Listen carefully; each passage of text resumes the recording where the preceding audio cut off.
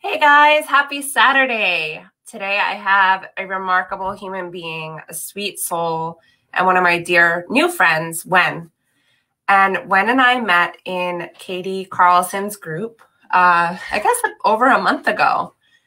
And it's amazing the power of the masterminds where you just bond with people in such a short time where you feel like you know them forever. And I just found Wen to be such a sweet, pure soul, and I just love getting to know her better. And recently, we just had an instant connection, and recently, today's makes week 2, we made a pact that in inspiration from Paz, that every week we're going to meet and talk about a chapter in Think and Grow Rich and keep each other accountable for that. And last week was just completely, I was at awe, and just the shares, and like when you dive into a book and you talk with somebody about it and you hear their perspectives and their stories and how they could relate to it, it's just so powerful. So I wanted to bring Wen on today just to talk about what we're doing and how exciting and how beneficial it's been to our lives. And Wen, if you don't mind, can you just introduce yourself and tell us a little bit about where you're from and everything else? Yes, thank you so much, Jennifer. And once again, I'm so grateful to be invited in this podcast. So really, really appreciate you. Thank you. You have such a beautiful energy.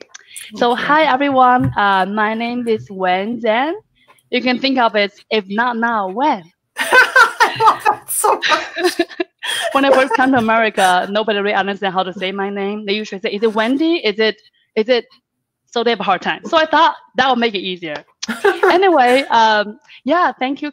Thank you so much, Jennifer. So love to share my stories. By looking at me, I am Asian. I am from China, from the little mountain town in China. I am from the town where growing up, nobody ever left the town.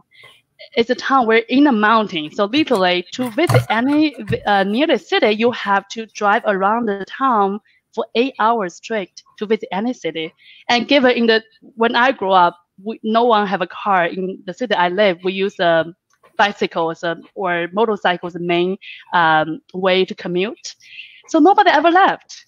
Plus, at that point, there's no internet. You probably know Google, Gmail, Facebook, all that source are censored in China. So in my part of the world, really, there's no outside information in. So in a small, beautiful town where the whole town is surrounded by mountains. So anywhere you go, you see a mountain, and it's beautiful as it was. And I love my family. I love my culture.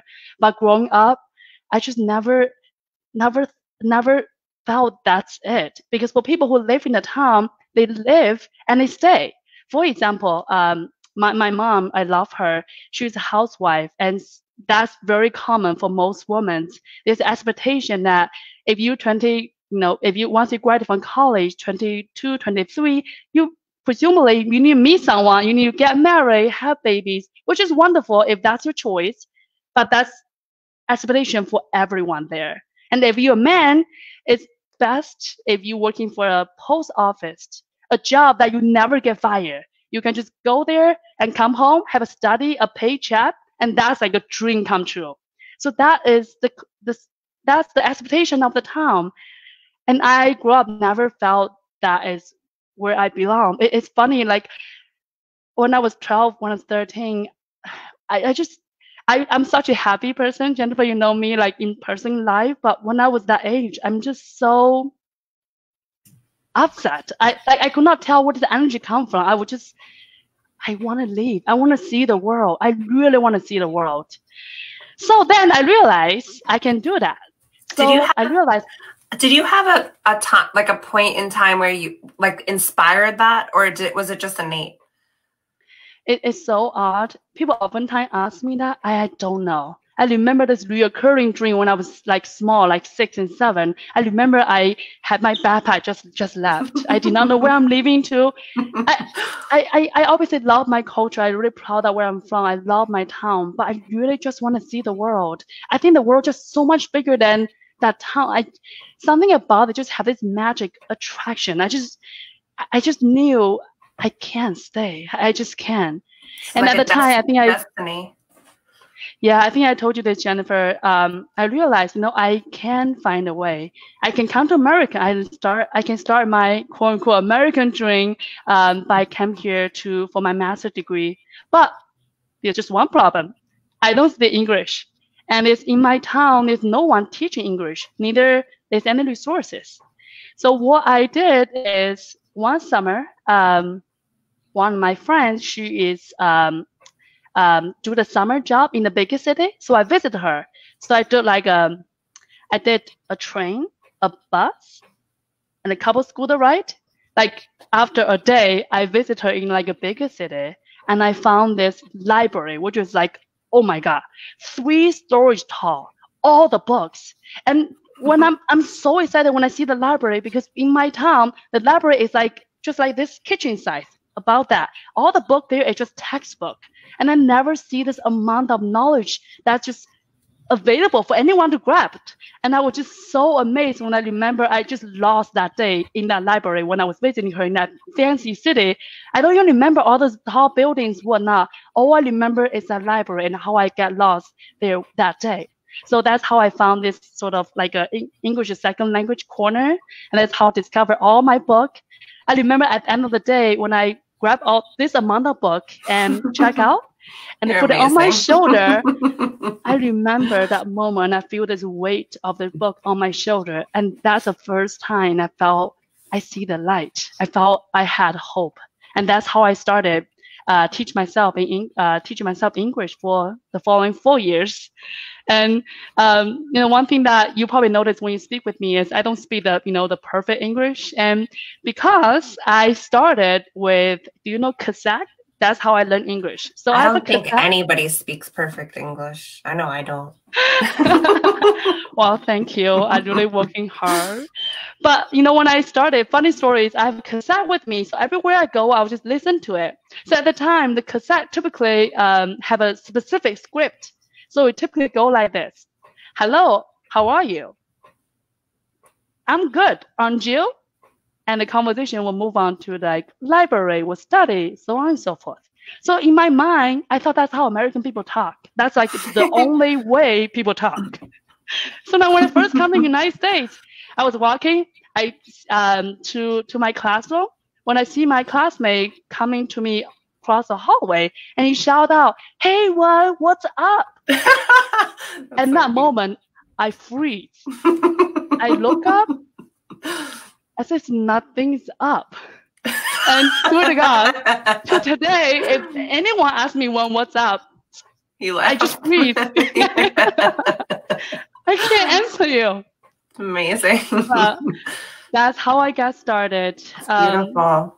So just to dig a little deeper, because last week we read chapter 1 together, and, Wen shared with me just a remarkable story about how her resilience and her drive and her desire for something more, and how she never gave up. And you took, was it your GED you took?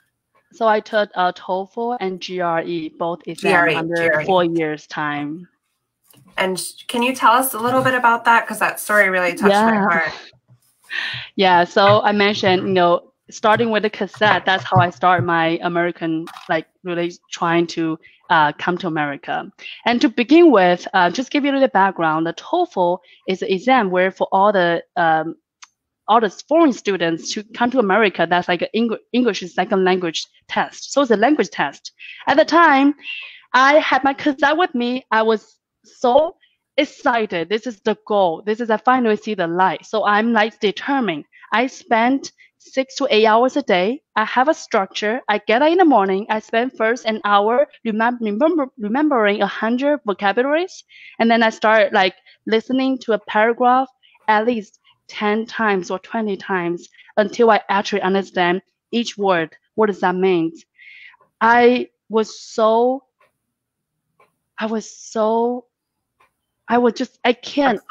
so mad at, like, I just have to get this done. And at the time, everyone think I'm crazy. Every time everyone think that when that's just impossible. Like, what are you thinking? That everyone is sort of, hanging out, partying, all that stuff. It doesn't matter. It's a rainy day, it's a sunny day. I'm always in the library. I do not care what people think. I was insanely crazy, but I do not care. So after a year, I thought, you know what? I am ready. I got my cassette. I study. I think I'm ready to take the exam. So give you an idea. In order to take the exam, since I'm from a small town, I need to go to the biggest city for the exam. To do so, I need to take a scooter ride, bus, and a train, and get to the new city. And the exam is about 4 hours long straight, so you had to stay the night before. It was 8 to 12 p.m. every day. So I need to get a hotel.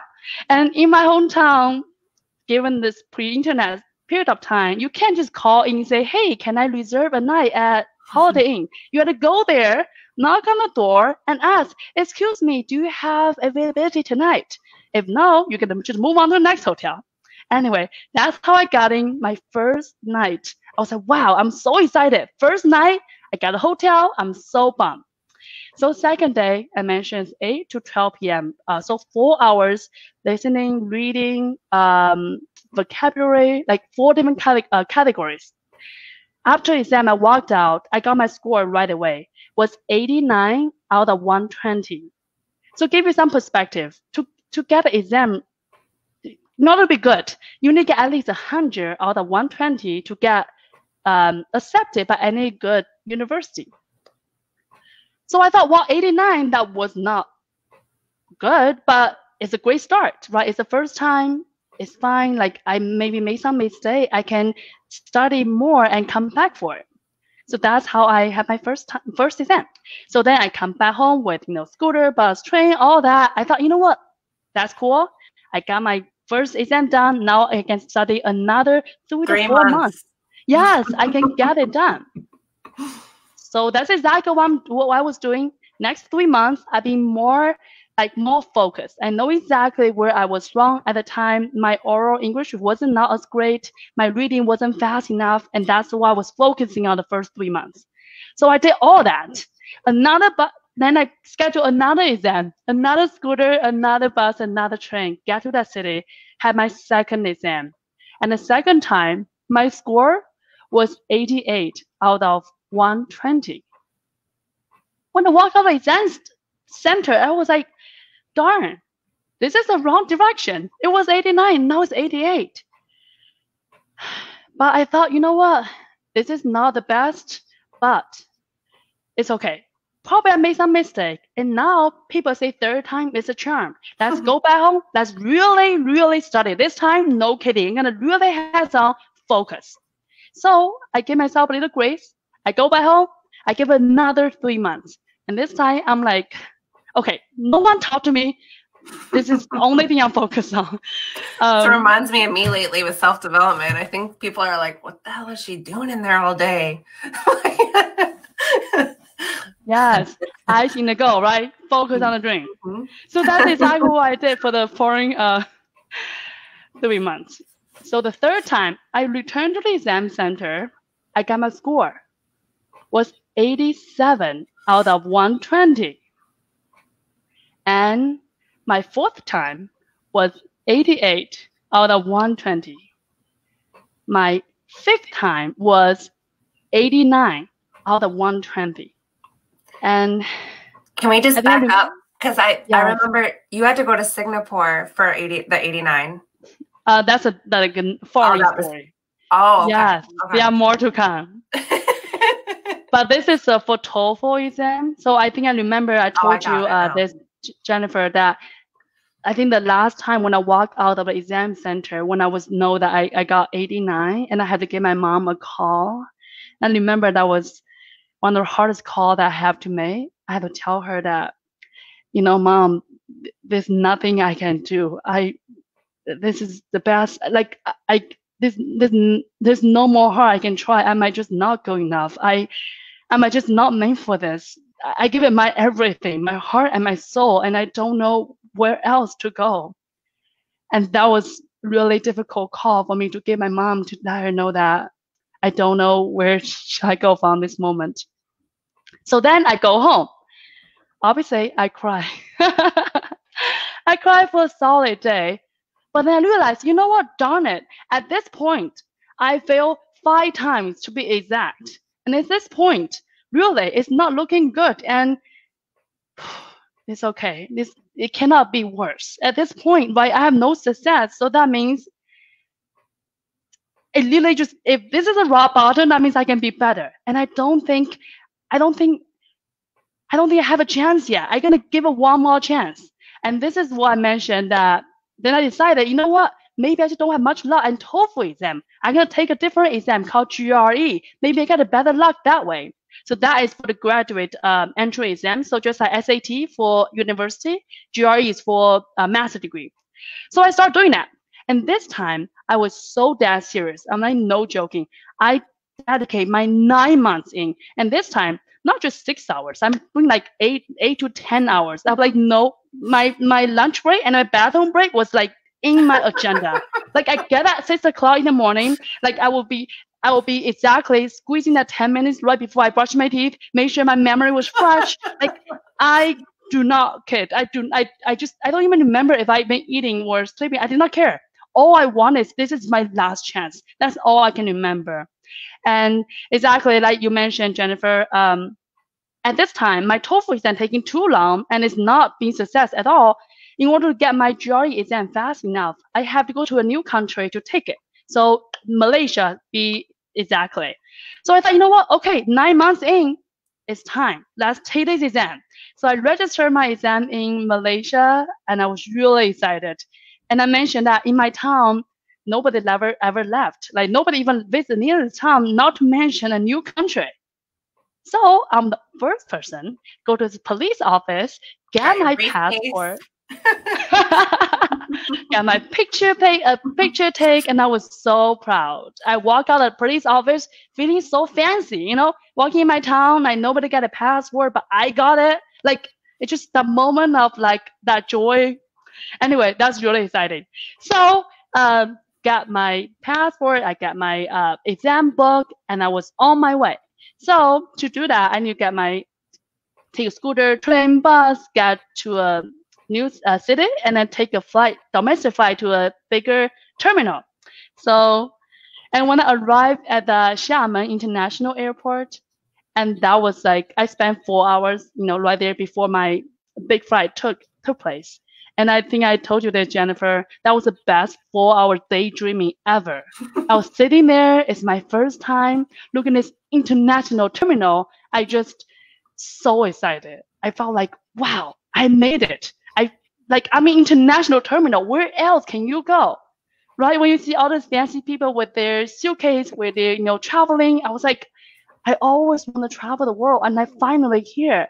And I sitting on the seat waiting my flight. I just felt I can see my dream come true. I can picture once I get there, I got my exam in, I will start my dream. Like I can taste it. I can feel it. That moment it was just the best 4 hours daydream ever. So the moment right I'm about to start boarding when the attendant announced it's time. I was so excited. I'm walk up to her and I'm about to check in. And she looked at my ticket and the passport. She said, "Excuse me, miss, you can't get on the plane."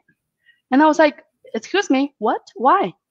And she told me that I don't have a paper named visa. And I was like, "What? I have no idea what you're talking about, but I got passport. Do you understand? This is really fancy. Like no one in my town had passport, and I got it. This is so like, what do you need?" And at the time I showed all my papers. I have all my exams print out, the date, my returning flight. I was begging her, just let me go. My exam is tomorrow. I will guarantee come back. I will not become this illegal immigrant. Just let me go.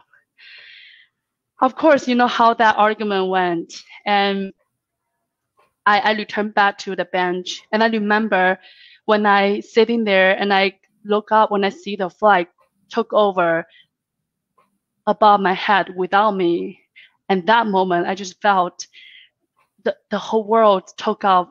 Like my dream it just can't be. It just can't happen. you know, when you were young, you might have a heartbreak, you know, maybe have breakup or sore. But that moment, I felt this pain in my heart I never experienced before. I felt my body just being empty out. I felt my dream just being Defeated. crushed.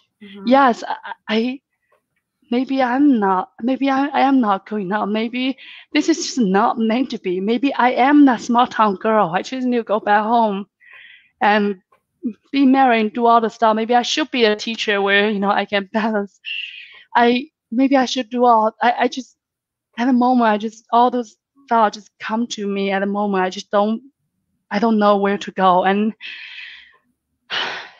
I can never forget that moment. And I cried for next 3 days. What made you stand back up? I cry and I cry. I did not eat or drink. I'm so shocked. I'm still hydrated. I was so surprised. I realized at the end of 3 days, you know what?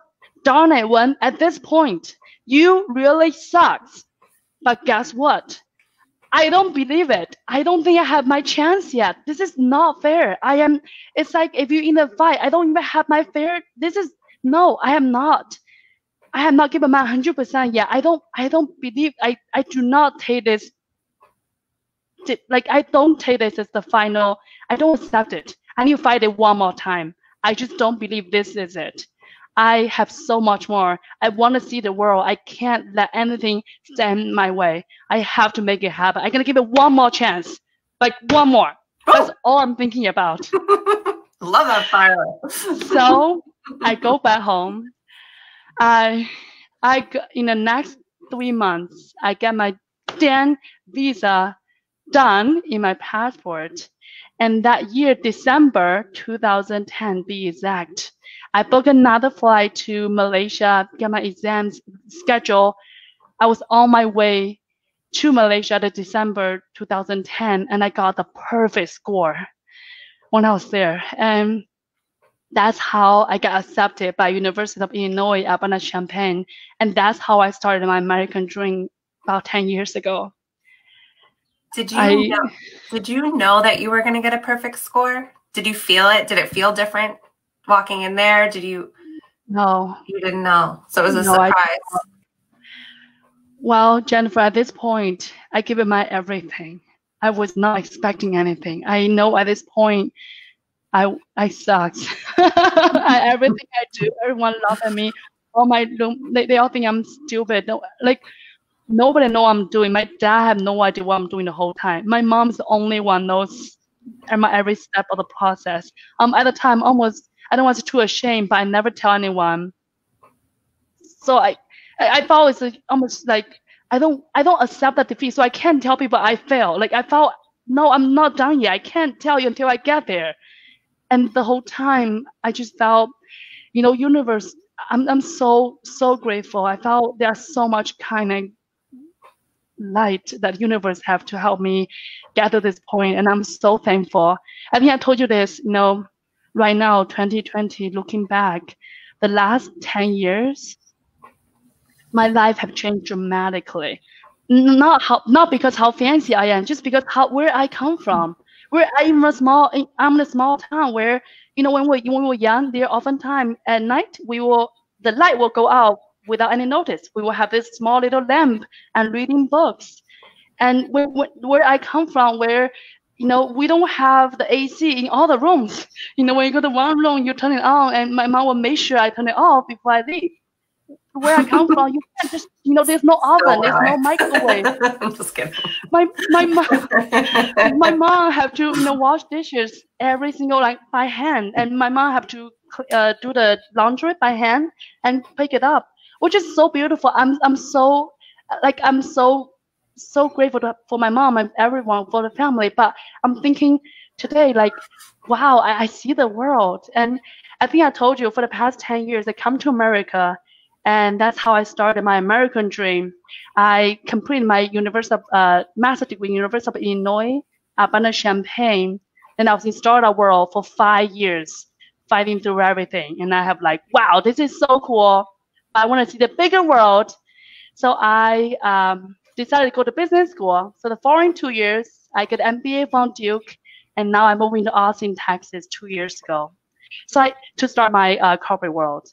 So I felt I'm thinking back the 10 years, it's like a dream. It's like a dream that I never thought I would end up here. Like if you ever asked me when I was 20, asked me would I ever picture today in this beautiful house and with my husband that I dearly love and having everything in front of me, having food readily available. I have apple at all time. Like that's my favorite apple. But that's just not. I just felt like life is so beautiful. So I know your story and it just touched me so deeply last week. And when did a question just popped in my head. What brought you to self-development? And how long have you been involved in that? Yeah, one thing that is really important for me is seeking the truth. And I think seeing the truth means I want to understand why I am a certain way, and I always want to be a better version of myself. And oftentimes, I tell myself and my husband that I come a long way. I think universe had a bigger purpose for me. And I think that is part of the truth. I want to continue. Every day, I want to be the best version of myself compared to yesterday. I want to be one day, if I die one day, I want to make sure the day before I die, I have the coolest story I can tell. I'm the most authentic myself. I'm the best version of myself. I can bring the light to the universe. I can make the world a better place. All that just like light up my heart. That just made me so happy and so excited. I love that. Beautiful. I really want to be a cool grandma one day, have many cool stories. Can you say, I'm going to be a cool grandma? I am going to a cool grandma. I have all the story to share. I think I'm going to be a dope grandma too. I'm going to make them the best food and I can't wait to be a grandma. Isn't that weird? Yeah. I don't have kids yet. No, that's beautiful. Yeah. But thank you, Jennifer, for letting me share my stories. Oh my God. I hope it brought everybody who's watching value because I never knew that about you. And you're just I'm so happy to know you and I've met you and I'm so grateful that you were able to share that with me. And I think that's a lot of what we're learning about. So it was like a great distinction throughout that. So it is Saturday and we have to go over chapter 2. Yes. And I love that the title of the chapter is Desire. Yes. And, it just, throughout the whole chapter, I bookmarked a couple of pages, but it just really went into, I'm big on memoirs and I love reading. When I first started reading books for pleasure after college and stuff, I would always read successful people that I admired and looked up to. I would read their memoirs and it amazed me because nobody ever really knows like what people go through. And this is a reoccurring theme is that where people came from and how they got to where they are. And it's not always, we all have our story and we all have our trials and tribulations, but I just love seeing that resilience and that desire to be better and do better. So that this whole chapter tells countless stories about people who have done it in our world and the game changers, the people that thought of inventions and things that people call them crazy for, or they didn't believe in them. And then, there's a light bulb, there's a TV, there's everything else, the innovators. So, also I thought it was funny because to be honest with you. So today, I'm a little more lax when I don't have work, like have to go to work. Yeah. So I realized I hadn't finished the chapter. So I'm in the hot tub with my mom because I'm like, I'm going to give myself an hour with mom and like, we're going to catch up and chill. And I'm like, oh shit. Sorry, excuse my language. I have to meet with Wen and we're going to talk about the chapter and I still have 5 pages left I didn't read. So I had my dad bring me the book. I'm in the hot tub reading to the Gene Machine, my mom. But it was cool to have that dialogue with her also. When we had a couple of laughs because she reminded me when I was a kid, I would, anytime I got money, like from the tooth fairy or like whatever, I would put it under my pillow.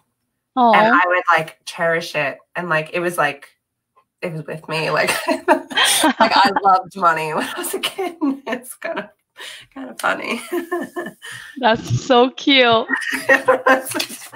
Yeah.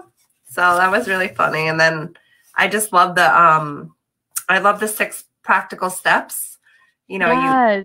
you want to write down how much money you want and what you're going to do to return that and the date. And I mean, there's so much to it. Mm-hmm. And then what were you going to say? I love that you mentioned that 6 steps. And the one thing I want to highlight is I felt this book said think and grow rich. However, it's always not only about the money. And I love one piece that highlighted by Thomas Edison. So the one book that mentioned he played his stamps of the approval upon that this is not only essential for money, but really it's to be any definite goal. So it could be any goal that you want to achieve, whether it's start the company, whether it's losing weight, whether it's anything. So I think that's beautiful when you mix that any goal with like 6 steps, it's just so powerful. Because when I read through that, I almost felt I relived my dream and how do I come here with all the impossibles. I felt at that moment, I was so fixed in my mind that I'm meant to for the bigger world. I just feel it, and I did not exactly write it out and see it, read it out every single day, but it's in my mind every single day. I never had a week, like I never feel, oh, today's Saturday, I'm going to take a chill. No, every day, like I never felt a day is different. And so it's like every day.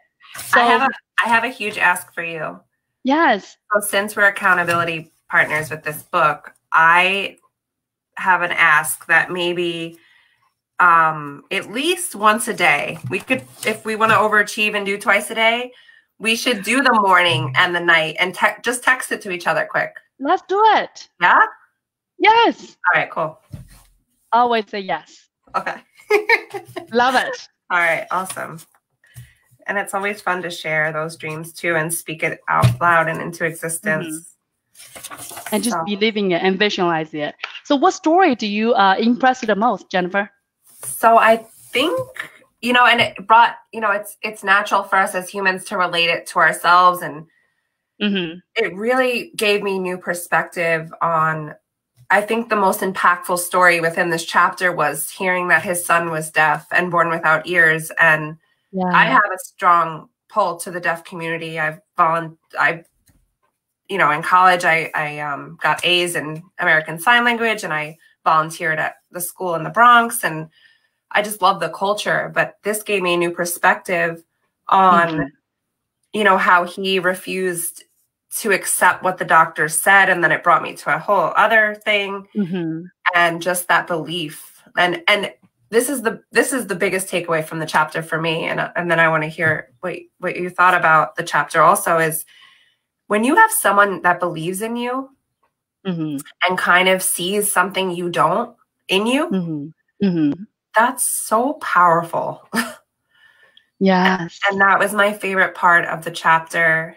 I mean, there's so many good parts, but that was the fact that his father believed in him and maybe heard what he couldn't hear, believed that he could eventually, and it was a long process, you know, get to that point. Was just, it's a miracle. It's believing something impossible to be possible and giving that hope and desire for someone else. I mean, that was just, I believe in that. I 100% agree. And I do love that not only his father believing in him, but also the way how he make it happen is by instilling the thought, the belief into his son's ear, and having that mix the desire and the faith together. And that is powerful. And I do love that you mentioned, you know, having someone that believing in us, maybe sometimes that we did not see it. I think that's why important having what is a friendship or the mentor, so someone that we can look up to. But for me, be honest, you know, I felt what resonated very the most to me is I love that the story shared by the great warrior. He said, "We now have no choice. We win or we perish." So basically, this great warrior. I forgot about that. That was so powerful. This is my dream. God. I have no backup. This is the only way. And I just see so much of myself in that. now when I think through my whole journey, and this is just merely beginning of it, I never thought of what if I did not make it? What will happen? Should I go back home? Should I, you know, marry someone that my parents want me to? Like, I never thought of that. I never thought that's possible, even though this is so possible. I never thought. That would have been easy. You know, it's funny. Like, my people oftentimes ask me, well, how do you brave? Why do you make a hard choice? But in my mind, I never think it that way. In my mind, it's either that or I will die, because I felt I can't not live in my truth. Like, my heart desire me to go see the world. If I don't do that, I'm in so much pain, Jennifer. I can't articulate. So for me, it's almost no choice. This is my only way. I can only make this happen. And when I read about this story, when the great warrior burned out the ship and tell his soldier, this is the only way, we win or we perish. And that just remind me of so many dark nights, so many moments I've been through myself. And I just tell myself this is the only way. And I just really resonate that. And I love that so much. I can't believe I missed that. Was just that. I mean, Tony Robbins says it all the time. I wonder if he adopted it from this book or if it's just something that all these great thought leaders think about. But burning the boat, I mean, truly, like, there's no other way. Yeah. When you want something so hard and so much, when you can visualize it, when you can picture, you can smell it, this is the only way to be. There's no other way, because you believe it so much. And that's how, what kind of really empowered me by reading those chapters made me realize, you know what? The whole world is our oyster. It's whatever we want. As long as we set our mind to it, we will achieve whatever that things that make you happy, bring your heart joy. And that's all it matters. Yeah, it's hard not to read ahead. I see that the next chapter is faith. Yes. I'm so excited. I know, it's gonna be beautiful. I'm really excited. I think this is such a beautiful book. Like, I feel like it's almost worth it to read it over and over again, because there's so much thought in individual stories. It's so powerful. I mean, I know a lot of successful people who say they've read it a ton of times. Yes, that's what we're gonna do. Yeah. So what do you think for our future with this book? Do you want to maybe start a group or share it with people, or we just want to see how it goes organically? What do you think? Yeah, it could be any of those above. I think universe is so beautiful. It oftentimes gives us all this beautiful gift that we might not anticipate. But I think right now, my intention is I really want to go read a book, really being reflective, being thoughtful. In the meantime, really think about what I want to accomplish. And yeah, exactly like you mentioned, if we found this is helpful for not just you and me, but maybe a bigger audience, love to bring that out to many of others. I feel one thing that may always bring me joy in life is how can I bring more light to people? How can I help others? How can I share my experience and share them see the light? So whatever form it takes, I love to explore that. And obviously, I love what you're doing, Jennifer. That's exactly what you're doing by bringing all those amazing people in your platform and share their stories. I think you just, you are doing it. I love that. Oh, you're so inspiring. You are too. That's why you're here, because I just love you. And I haven't even known you that long, but we just connected on a deep level just by being open and opening our hearts and just sharing with each other. And now we're learning together. I mean, yes. I just want to mention, Jennifer, I really love your energy.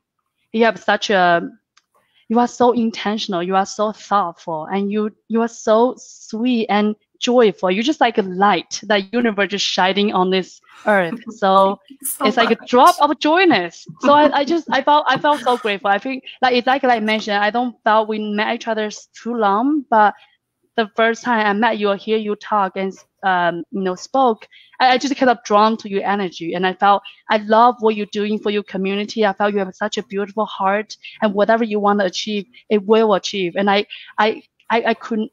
have no doubt about that. And I felt we all cheer for you. So I'm like so grateful to meet you and so proud of you. See how you have become for the past, couple years. Thank you. I have a vision for us. Yes. When we're grandmas, we could share treats for our grandkids. Let's do it. I love it. I want to be the coolest grandma ever. Right? We're going to, Life goals. tell our stories, cook. We can share our vision. I love that. I'm not afraid of age at all. I think age is such a beautiful thing. I oftentimes see people are, like more time, more experience with me. I felt they are so wise. They see it all. They do it all. They are so insightful. And I love that because I love to be inspired. So I love to meet people from different walks of life. So yeah, I want to be the cool grandma one day, and hopefully my story can inspire others as well. Yeah, and I feel that sometimes I got a fortune after a hard period of time. I don't know why I say hard, because it was just challenging. It was not hard. It was hard. It was hard. Who am I kidding? No, but I got so proud of you. Thank you. I got a quote, and it says, "Wisdom is acquired by experience, not just by age." And I really believe that. 100%. Yeah. Like my dream, my goal is I want to play all out. I want to maximize my life. I want to maximize all the experience. I want to do it all. I want to see it all. I want to have the up. I want to have down. I want to have joys. I also don't mind about tears. I do feel life comes in circles. When you need to have a rainy day to appreciate the sunny out, and that's just the beauty of life. It's like roller coaster. That's how, you have a joy at the end. And I want to make sure, one thing I want to make sure is I want to make sure I have no regret. I want to make sure the day I die, if it's tomorrow, it might play all out yesterday. If that's the answer is yes, then I'm good to go. It doesn't matter if it's tomorrow or it's 10 years later. It does not matter. And I think that's my promise to myself. I think I told you this when I was 7. I was on my back of my mom's bicycle, like we on the way to my grandma's house. I remember that night specifically. My mom was pedaling. I was in the back. I look up. I see the moon. I see the moon that following me everywhere. Oh my gosh. And that moment, I swear to God, I tell myself, wow, I must be special. Moon loves me. It follows me everywhere. Like every night I look up, it's there. And I did not tell anyone because it's my secret. That is beautiful. I always thought, you know what, Moon chose me. It chose me when I was 7. I'm here. I'm meant for something bigger. And there's a purpose for everything. All the up, all the down, everything I'm being through, there is purpose at the end. And I want to tell myself, I'm chosen, therefore I'm here to serve. I'm going to play the bigger role. I want to make the world a better place because of me. And that's my promise to myself and the universe. And the moon. Don't forget the moon. I love that so much. Thank you. I love my mom. I love that so much. Every time I walk outside after dinner, Chinese is a proverb. It goes like this. It goes like this, Chinese. 举头望明月，低头思故乡. It means when you look up to the moon, and you look down and you think about your hometown. It will bring you the sweet home. And every time when I see the moon, I just thought of that proverb. I thought of hometown. I thought of when I was 7. I thought the moment when I feel that moon chosen me. So every time I see it, it just reminds me of my dream and how I come here, how far I have become, and just be so grateful that I made it. The first step, but there's so much more to come. There's so much more. What's your big goal right now that you feel is your mission? I always know that I went to Tony Robbins UPW and also Days with Destiny. So my life mission is two things: bring joy to the world and make the world a better place. I want to make sure I made a positive impact. But you've done that. You do that. There's so much more. There's so much more. I think that's in every single day. It's like it's the commitment, follow through. It's not just one thing. It's, yes, I look at myself. Yes, I came to America. Okay, that's beautiful. That's wonderful. But now I felt like I'm in a lot bigger platform. Now I felt my story just merely start. My journey just began. It won't not just end here. It will be so much bigger to come, and the whole story will come with a circle. And I hope to come back here and sure that one day when I see that vision. But I knew it's coming. I knew the moment is guide. I know I am chosen. I am guided. It will reveal itself when it's time. And all I need to know is make sure every day, do my work and be grounded, being humble and but looking at the side. And when that moment comes, I will know. Wow. Drop the mic. No, that was amazing. Thank you so much, Jennifer. I'm beyond grateful to be here. You are such a beautiful soul. What you've done is just incredible. I'm like follow you everywhere. I love your thought leadership in the community. I love you bring so much joy to so many of us. So I really want to let you know this is so dream come true for me. So thank you for letting me to share my stories. I want to let you know that you have won my contest. And, just being interactive with watching everything. And I would love to send you a care package of every guest. I've picked up a few things here and there. So. Oh my God. Are you being serious? I'm dead serious. Yeah. I win. One for the win, by the way. I play this silly game. I will call myself Winner Wen. And I love to win. Yes. And I never win. Yes. You just made my so day. Excited. So you definitely won that a week ago, and I wanted to come on here and tell you. Wow! And I have 2 more questions, and then we gotta jump on because I think Tony's going on in about whatever. I might want to grab a bite to eat. Yes. So what's your favorite thing to make at home? Your favorite recipe or your favorite food? Well, I love so many foods. But I appreciate, I'm Asian, so I appreciate food that's simple ingredients, but all the flavor just kind of bursts in my mouth. I love that. I'm gonna say 2 things. First, what I like to make and what I like you to make. Okay. I love when I saw you making recipe. I love your Thai the. Oh yeah. The soup, hot and sour, but what do you call? Darn, the English is just failing me sometimes. The tom yum? Yes, tom yum. Yes. I saw the recipe you made was awesome. But one of my favorites in the whole world. I don't make it as good as they do in Thailand, though. I'll tell you that. But that's amazing. But I'm not that level. I'm more like making egg. But it's one thing I love to make, which is I think is really good. It's vegan. Is carrot ginger soup. I actually just make it today. Very simple ingredients. I roast carrots in the oven. I make onions, ginger, saute them, and then blend them together in the blender. And also with cashew, which replaces butter. And it's amazing. It's like I love it. When I'm homesick, in my hometown, we believe food is healing mechanism. So for example, ginger is a heated material. So, for example, every month the woman had a menstrual cycle. My mom always made me this tea with a ginger with brown sugar. She want to make sure I have ginger at all time because it's warm, make your body warm and make your body circulate. So I kind of brought that back here, and I was thinking, how can I make ginger in something? So I've discovered this soup, and then I make it ever since. Yeah. I'm definitely making that. Yes. Happy to share recipes. It's really simple. I can't wait. And then if there's anything that's on your heart that you want to share with the audience? I say you should do you. Whatever your heart desire, just be you. That's despite whatever people think, whatever label they put it to you. Don't ever let anyone tell you who you should be because you're the only one who knows. Don't ever let anyone stop your dream. And dream big.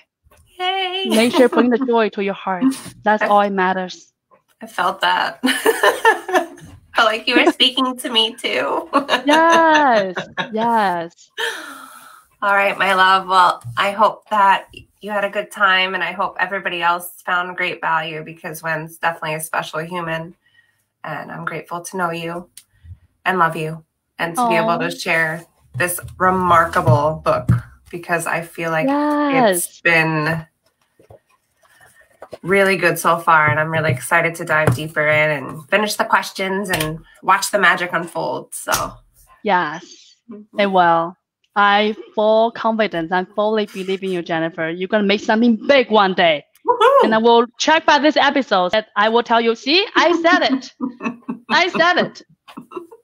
I love it. I love you so much. Thank you so much for everything. Thank you, and congratulations. Thank you. I win. Yes. I hope you like the stuff I send you. Yes, I will, of course. And if you don't, you could just give it to people. Maybe I will love it. I will love it. Okay. Thank you so much. You're so kind and sweet. Thank you. All right, everybody. Well, we'll see you tomorrow. And tomorrow, just want to let you know, I have Jen Ferris coming on. We're going to do a little prayer, and we're just going to talk about a few things. So I would love you to join us. It's going to be at 11 a.m. Eastern Standard Time. And I'll see you then. Ciao. Bye. Love you. Bye. Love you. Bye.